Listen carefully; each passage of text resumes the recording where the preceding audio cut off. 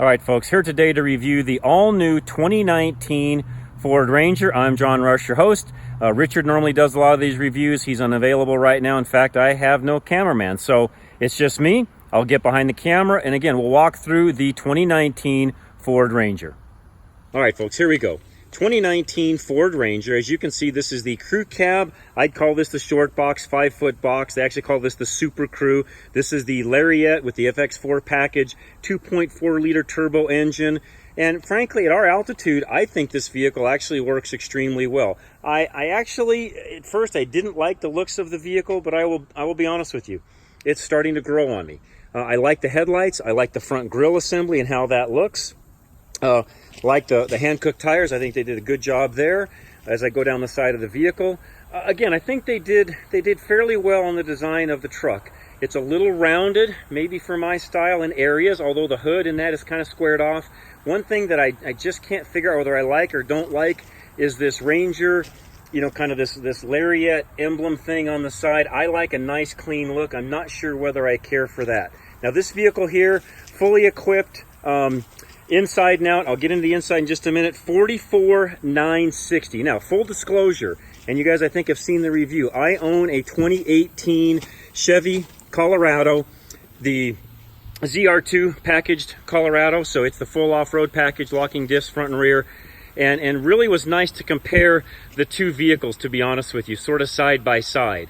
There's some things I like about this vehicle. There's some things I like about my Colorado. But let's just kind of get into the outside again. One thing you'll notice, of course, all the reverse mechanisms here to allow you to know where you're at. It does have blind spot monitoring and such. Adaptive cruise, I believe, is on this vehicle as well. Here's the bed, all bed liner, or I should say spray and bed liner, of course. Ford emblem up front. They call it the tough bed. Again, it's the short box version, 5-foot version. And I want to look to make sure that it does have adaptive cruise real quick. So let me look. It's got a hotspot modem on it. It does have pre-collision warning, lane keep assist. Of course, it's got the cool Ford keyless entry, which I like. Again, you can go through and just look at all the different things that it's got.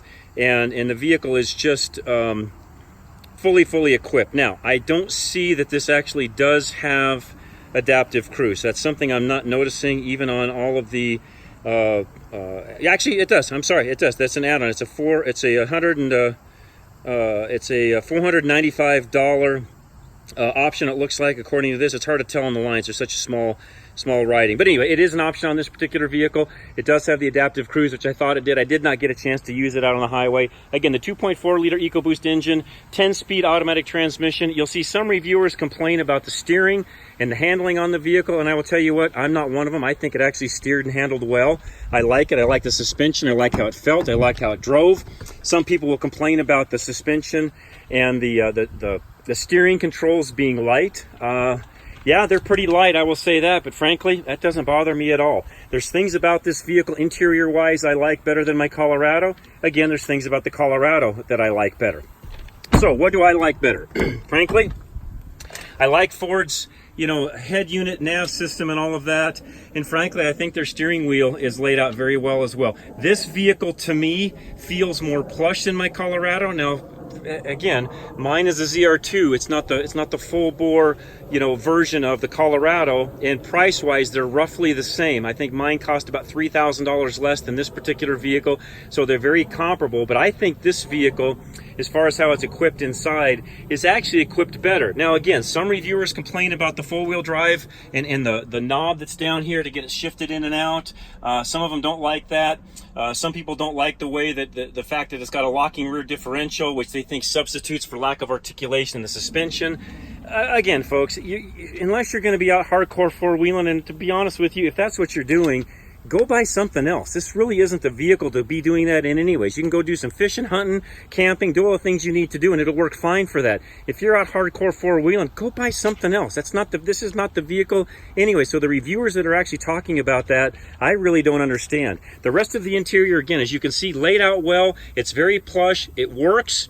It's comfortable. One of the first things I noticed hopping into it is this is a very, very comfortable truck. It's like a mini F-150, the way the interior actually works. It's quiet, lots of soft touch. A lot of folks complained about the plastic plasticness, if you would, to the interior. And to be honest with you, it's no different than any other trucks I've driven like it. My Colorado is not much different. So as far as that's concerned, again, reviewers that are out there, I think you need to take a closer look at what you're actually reviewing. This isn't a Porsche. It's a Ford Ranger, $45,000 vehicle. This is what you're going to get in this particular market. Again, as I take a walk around the vehicle on the outside, again, I think they've done a good job on the styling. I wish they'd have done a little bit more squaredness, if you would. I love the LED on the lights, as you can see right there, that they kind of wrap around the headlight. I think they've done a great job there. Again, all in all, I actually like the vehicle. Again, some reviewers are knocking it. I didn't really particularly care for the vehicle until I actually drove it. That's why they put us in these vehicles and have us drive them.